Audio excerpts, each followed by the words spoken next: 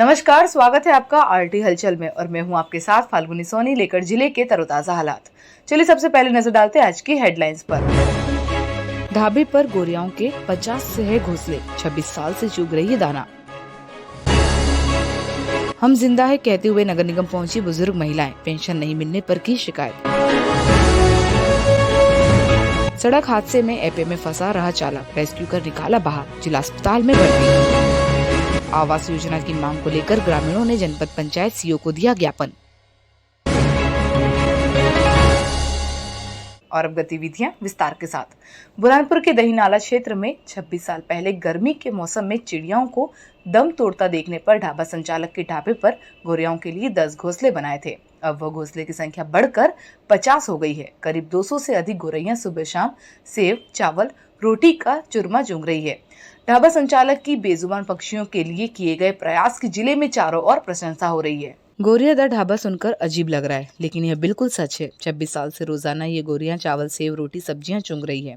उनके ठहरने के लिए ढाबे में 50 घोंसले भी बनाए हैं। बुरहानपुर के इंदौर इच्छापुर हाईवे किनारे दही नाला में 26 साल पहले हमीर चारण ने मुसाफिरों के लिए एक ढाबा शुरू किया। गर्मी में आसपास का क्षेत्र पूरी तरह से सूखा नजर आता है। आसपास पेड़ों की संख्या भी कम है। 20 साल पहले हमीर ने ढाबे के आसपास गोरियों को गर्मी में दम तोड़ते देखा।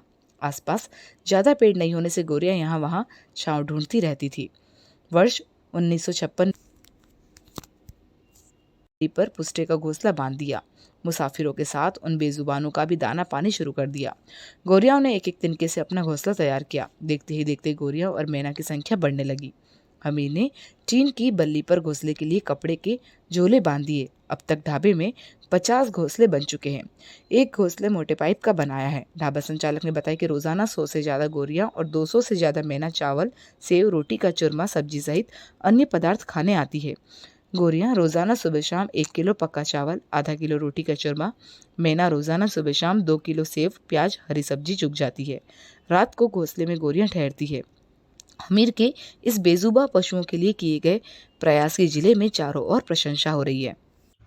इंदौर इच्छापुर हाईवे पे दहीनाला ग्राम में हमारा ढाबा है, जिसका नाम जय मां खुड़ियार ढाबा है। आज से 26 साल पहले जब हमने ढाबा चालू किया था, उस समय में गोरैया कुछ संख्या में यहाँ पे आती थी, पर ज़्यादा गर्मी के कारण ये मर जाया करती थी। तब हमने सोचा कि हम गोरैया को बचाने के लिए क्या कर सकते हैं, तो हमने हमारे ढाबे में 50 घोंसले बांधे। पहले तो उसमें कुछ 10-12 चिड़िया आके रहने लगी, पर आज के समय में 200 गोरैया आके रहती है। बुरहानपुर में बुजुर्ग महिलाओं को 2 माह से पेंशन नहीं मिली है, जिसको लेकर अब महिलाएं अपने आप को जिंदा बताने के लिए नगर निगम कार्यालय पहुंची और जिंदा बताते हुए पेंशन की गुहार लगाई। बुरहानपुर जिले में विभिन्न योजनाओं में 53,454 लोगों को पेंशन का लाभ मिलता है, लेकिन पिछले 2 महीने से सत्यापन नहीं होने के कारण पेंशन नहीं मिल पा रही। हम जिंदा है इसलिए नगर निगम के चक्कर खाकर खुद को जिंदा बता रहे हैं। बुरहानपुर के वृद्ध नागरिक सत्यापन के लिए डॉक्यूमेंट लेकर निगम में बता रहे हैं, हम जिंदा है, हमें पेंशन दो। दरअसल सरकार की 600 रुपए पेंशन के लिए बुजुर्ग खुद को जिंदा साबित करने के लिए जद्दोजहद कर निगम के चक्कर लगा रहे हैं। भौतिक सत्यापन के दौरान घरों पर नहीं मिलने वाले बुजुर्गों की पेंशन 2 माह से अटकी हुई है, जिसके चलते पेंशनधारियों को परेशानी हो रही है। दोबारा पेंशन शुरू करने के लिए आवेदन की प्रक्रिया से गुजरना पड़ रहा है, जबकि विभाग के पोर्टल पर भौतिक सत्यापन 100% होने का दावा किया जा रहा है। दरअसल राज्य सरकार की ओर से वृद्धावस्था, विधवा, विकलांग जैसी सामाजिक सुरक्षा योजनाओं के तहत पेंशन की राशि खातों में डाली जाती है। योजनाओं का लाभ लेने वाले हितग्राहियों का सर्वे कर भौतिक सत्यापन कराया गया, तो शहरी क्षेत्र में करीब 2000 से अधिक पेंशनधारियों की 2 माह से पेंशन सत्यापन नहीं कराने के कारण अटकी पड़ी है। जिले भर में 53,454 लोगों को विभिन्न योजनाओं में पेंशन का लाभ मिल रहा है। सर्वे के दौरान 53,445 पेंशनधारी जीवित मिले। वृद्ध महिलाओं ने कहा कि हम जिंदा हैं, इसलिए निगम में बताने के लिए आए कि हम जिंदा हैं, हमें पेंशन दो। इधर निगम आयुक्त का कहना है कि मेरे पास अभी ऐसा कोई मामला नहीं आया, मामला आता है तो 24 घंटे में निराकरण करने की बात कही। लेने के बाद से हमको 2 महीने से पेंशन नहीं मिली। हम जिंदा है, धूप आग में हम यहाँ जमा करने को आए नगर निगम है। अभी मालन भी जिंदा है, अभी हम मरे नहीं है, और फिर जब ऊपर वाला ले जाएगा उसकी मर्जी। 2 महीने से परेशान हुआ है, पेंशन चाहिए। हम जिंदा है ना, हमको पेंशन चाहिए। इसी मेरे जानकारी में कोई प्रकरण नहीं आया है। यदि आएगा तो 24 घंटे में उसको हल करके पेंशन उपलब्ध करा दी जाएगी। यदि ये किसी प्रक्रिया के अंतर्गत है कि उन्हें एक बार अपना प्रमाण पत्र प्रस्तुत करना है, तो वैसे मेरी जानकारी में शासकीय सेवकों को भी इस प्रकार का प्रमाण पत्र प्रतिवर्ष प्रस्तुत करना पड़ता है जो लोग पेंशन प्राप्त करते हैं। बुरहानपुर के लालबाग थाना क्षेत्र के टेक्समो पुलिया के पास एपे चालक को आइसर वाहन ने टक्कर मार दी। भीषण सड़क दुर्घटना में चालक एपे में ही फंस गया था। मौजूदा लोगों ने रेस्क्यू कर बाहर निकाला और उपचार के लिए जिला अस्पताल में भर्ती किया, जहां घायल का उपचार चल रहा है। पुलिस ने मामला दर्ज कर जांच शुरू कर दी। बुरहानपुर के लालबाग थाना क्षेत्र के टेक्समो पाइप फैक्ट्री के पास एपे वाहन को आइसर वाहन ने टक्कर मार दी। दुर्घटना में एपे का अगला हिस्सा टूट गया। चालक वाहन में ही फंसा हुआ था। मौके पर मौजूदा लोगों ने करीब 20 मिनट का रेस्क्यू कर घायल को वाहन से बाहर निकाला और उपचार के लिए जिला अस्पताल में भर्ती किया। प्राप्त जानकारी के अनुसार महाराष्ट्र के रसलपुर निवासी अनीश पिता मस्जिद बुरहानपुर से किराना सामान लेकर अपने घर जा रहा था। इसी दौरान टेक्समो पुलिया के पास सामने से आ रहे आइसर वाहन ने जोरदार टक्कर मार दी। दुर्घटना में चालक एपे में फंस गया था। मौजूदा लोगों ने समय रहते रेस्क्यू ऑपरेशन कर घायल को बाहर निकाला और निजी वाहन से उपचार के लिए जिला अस्पताल पहुंचाया, जहां पर घायल का उपचार चल रहा है। फिलहाल घायल की हालत गंभीर बताई जा रही है। लालबाग थाना पुलिस ने मामला दर्ज कर जांच शुरू कर दी। बुरहानपुर जिले के ग्राम भोटा के ग्रामीण प्रधानमंत्री आवास योजना का लाभ नहीं मिलने से नाराज होकर आज कांग्रेस युवा नेता हर्ष ठाकुर के नेतृत्व में जनपद पंचायत कार्यालय पहुंचे और जनपद सीईओ को ज्ञापन सौंपकर प्रधानमंत्री आवास योजना का लाभ दिलाने की गुहार लगाई। बुरहानपुर जिले के ग्राम भोटा बोरिया के ग्रामीण प्रधानमंत्री आवास योजना की मांग को लेकर कांग्रेस युवा नेता हर्ष ठाकुर के नेतृत्व में जनपद पंचायत कार्यालय पहुंचे, जहां पर उन्होंने जनपद पंचायत सीईओ नीलम रायकवार को ज्ञापन सौंपकर प्रधानमंत्री आवास योजना की गुहार लगाई। युवा नेता हर्षित ठाकुर ने बताया कि ग्रामीणों को प्रधानमंत्री आवास योजना का लाभ नहीं मिल पा रहा। उनकी समस्या सामने आने के बाद आज जनपद पंचायत सीईओ से मुलाकात कर ग्रामीणों की समस्या को लेकर ज्ञापन दिया। दरअसल ग्रामीणों का कहना है कि पिछले 3 माह से प्रधानमंत्री आवास योजना के लिए पंचायत के चक्कर लगा रहा है, लेकिन कोई सुनवाई नहीं हो रही। सुनवाई नहीं होने पर आज जनपद पंचायत कार्यालय पहुंचे और यहां पर जनपद सीईओ को ज्ञापन सौंपकर आवास योजना का लाभ दिलाने की गुहार लगाई। इधर जनपद पंचायत सीईओ नीलम रायकवार का कहना है कि ग्रामीणों ने प्रधानमंत्री आवास योजना की मांग को लेकर ज्ञापन दिया। जल्द ही समस्या का निराकरण किया जाएगा। इस दौरान बड़ी संख्या में ग्रामीण मौजूद थे। 2022 में अभी नई सूची आई थी, उसमें हमारा नाम आए, उन्होंने बिना बताए ना सर्वे की ना कुछ की सचिव द्वारा ना गाँव में जूने गाँव में बैठ के उन्होंने उप सरपंच के घर है ना सबके नाम पत्र कर दिए। कहाँ रहते हो आप? बोटा फाटा पे रहते हैं। मकान रोडामध्ये गेलते, आम्हाला जागा नाही होती, आम्हाला जागा दिली, मग आम्ही असे तसे ते घर बांधले। हवा आली तर सर्व पत्र उडता, आमचे लेकरं कुकडे ना आम्ही कुकडे राहता, आम्हाला ठिकाणच राहत नाही बसायले। ये पूरे ज़िले में जो आवास योजना को लेके एक जो प्रॉब्लम आ रही है कि लोगों को पात्र मान के सूची में नाम आ रहा है, फिर अपात्र घोषित कर दे रहे हैं। गरीब लोग हैं, इनके कच्चे मकान हैं और जब सूची में नाम आ गया है तो कुछ सर्वे करके ही आया होएगा, फिर उसका नाम काटना कोई सेंस नहीं बन रहा। और ऐसा कुछ 2-4 केस नहीं है, हर गांव में 25-25, 30-30 लोगों के साथ ऐसा हो रहा है। ऐसा किन लोगों द्वारा किया जा रहा है और आज आपने क्या शिकायत की और अब क्या चाहते हो? ये एक टेक्निकल मिस्टेक भी हो सकती है या इसमें कुछ तो भी डॉक्यूमेंट्स की कमी भी हो सकती है। आज मैं पहली बार ही इसके अंदर प्रॉब्लम को समझ के सॉल्व करने निकला हूँ। अभी मैंने जनपद सीईओ मैडम से बात की है और मैं अभी कलेक्टर साहब के पास भी जा रहा हूँ, उनसे भी बात करूँगा ताकि ये शिकायतें बंद हो, क्योंकि गरीब लोग ये 4-4, 5-5 बार यहाँ चक्कर लगा रहे हैं। आवास प्लस का एक सर्वे हुआ था 2011 की जो जनगणना थी, उसमें प्रधानमंत्री आवास जो पहले चल रही थी योजना, उसमें कुछ लोग छूट गए थे, उसके लिए आवास प्लस का सर्वे हुआ था, उसमें भी नाम सबके जुड़े हुए थे। उसके बाद 13 बिंदु है हमारे प्रधानमंत्री आवास योजना का लाभ पाने के लिए। उसमें हम कलेक्टर महोदय के आदेश पे एक हर गांव की समिति बनी हुई थी, जांच दल बना हुआ था। उन 13 बिंदुओं पर उन्होंने जांच की थी, जैसे कोई पक्का मकान हो, 4 व्हीलर हो, तो उन बिंदुओं को ध्यान में रखते हुए उसमें पात्र अपात्रता का परीक्षण किया था उस दल ने। उसके बाद हमने वो सूची जनपद स्तर पे एसडीएम साहब के अध्यक्षता में हमने रखी थी। उसमें हमने उसके बाद एसडीएम सर के साइन हुए। उसके बाद हमने उस सूची को ग्राम पंचायतों पे चस्पा किया था। उसके बाद भी किसी को आपत्ति है कि उसको गलत अपात्र किया गया है, तो उनके दावे आपत्ति हमने जनपद में 7 दिवस का समय दिया था, उन्होंने हमने दावे आपत्ति प्राप्त किए। बुरहानपुर के ग्राम चापोरा के पास एपे को अज्ञात वाहन ने टक्कर मार दी, जिसमें एपे 3 पलटियां खाते हुए खेत में जा पलटा। वाहन में सवार 5 लोगों को गंभीर चोट आई है। राहगीरों की मदद से सभी घायलों को उपचार के लिए जिला अस्पताल में भर्ती किया, जहां पर उनका उपचार जारी है। बुरहानपुर जिले के ग्राम चापुरा के पास अज्ञात वाहन ने एपे को टक्कर मार दी। एपे 3 पलटियां खाते हुए खेत में जा पलटा। एपे पलटने से वाहन में सवार 5 लोग घायल हो गए। सभी घायलों को उपचार के लिए राहगीरों की मदद से जिला अस्पताल में भर्ती किया।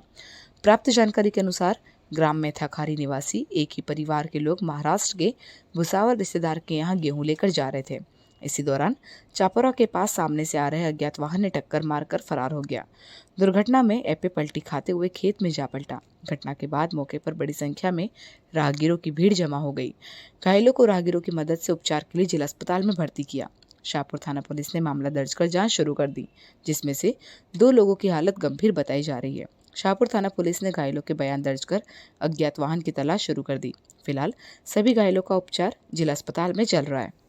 बुरहानपुर जिले में अप्रैल के पहले सप्ताह से ही गर्मी ने आग उगलना शुरू कर दिया। रोजाना 42 से 43 डिग्री तापमान दर्ज किया जा रहा है, लेकिन जिला अस्पताल में मरीजों के लिए कूलर की कोई व्यवस्था नहीं होने पर मरीज अपने घरों से कूलर, पंखे लगाकर गर्मी से राहत ले रहे हैं, लेकिन जिम्मेदार अफसरों द्वारा कोई ध्यान नहीं दिया जा रहा।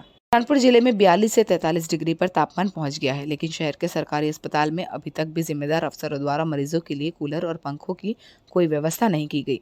गर्मी से परेशान अस्पताल में भर्ती मरीजों ने अपने घरों से पंखे और कूलर अस्पताल में लगाए।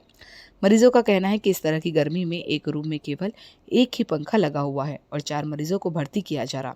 जिम्मेदार अफसरों ने इस ओर ध्यान देना चाहिए और गर्मी के मौसम को देखते हुए कूलर और पंखे की व्यवस्था करनी चाहिए। व्यवस्था नहीं होने के कारण हम मजबूरी में अपने घरों से कूलर और पंखे लाकर अब गर्मी से राहत ले रहे हैं। जब इस संबंध में जिला अस्पताल के जिम्मेदारों से बात करना चाहिए तो वह जवाब देने से बचते नजर आए। अब देखना ये होगा कि गर्मी के मौसम में इस तरह से मरीजों को परेशान होना पड़ेगा या जिम्मेदार अफसरों द्वारा मरीजों की समस्या का निराकरण किया जाएगा। कहीं ना कहीं यहाँ पे कूलर लगना चाहिए ना मरीजों के लिए। हमने सब मरीजों मिलकर यहाँ पे कूलर लाए, सब मिलकर। उसके बाद संडास में पानी नहीं है। एक कूलर की क्या परेशानी है, मतलब गर्मी कितनी है और क्या परेशानी है? टेम्परेचर तुम्हारा 25-35-40 है, लेकिन ऊपर है उसके बावजूद भी यहाँ 4 बेड में 1 पंखा है। उसके बाद फिर अंदर लाइट नहीं है रात में। आपको भाई यहाँ पर इतनी परेशानी है कि एक पंखे के अंदर बैठ नहीं सकते, सीधे रह नहीं सकते। इतनी गर्मी है, इतनी घर के अंदर एक पंखा लगा हुआ है, इसलिए कूलर यहाँ से घर से लाना पड़ा, यहाँ घर से लगा। बुरहानपुर के लालबाग थाना पुलिस ने बुजुर्ग महिला की शिकायत पर भीम आर्मी सेना के राष्ट्रीय उपाध्यक्ष महाराष्ट्र प्रभारी दत्तू मेड़े पर अवैध चंदा वसूली के मामले में एफआईआर दर्ज कर दी है। एफआईआर के बाद खात्मे की मांग को लेकर पदाधिकारी कलेक्टर कार्यालय पहुंचे और कलेक्टर को ज्ञापन सौंपकर एफआईआर का खात्मा करने की मांग की। बुरहानपुर में लालबाग थाना पुलिस ने बुजुर्ग महिला की शिकायत पर भीम आर्मी राष्ट्रीय उपाध्यक्ष दत्तू मेड़े पर अवैध रूप से चंदा वसूली के मामले में एफआईआर दर्ज कर दी। बता दें कि क्षेत्र में प्रतिमा के सौंदर्यीकरण के लिए चंदा किया गया था, जिसमें अवैध रूप से वसूली करने के मामले में एक बुजुर्ग महिला ने लालबाग थाने में शिकायत की थी। शिकायत के आधार पर लालबाग थाना पुलिस ने भीम आर्मी के राष्ट्रीय उपाध्यक्ष पर एफआईआर दर्ज कर दी।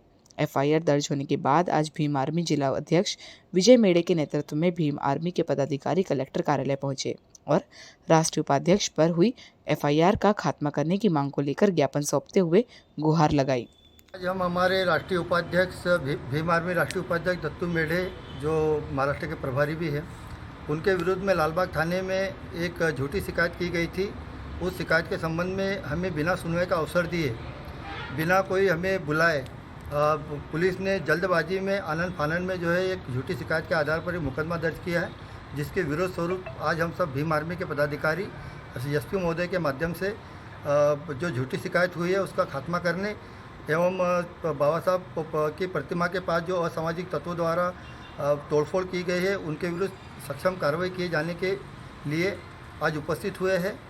बुरहानपुर में पूर्व मंत्री अर्चना चिटनीस द्वारा जल शक्ति से जल जीवन अभियान अंतर्गत ग्राम तारापाटी चिल्लारा में भूमिगत जल संवर्धन संरक्षण हेतु ग्रामीण की बैठक ली।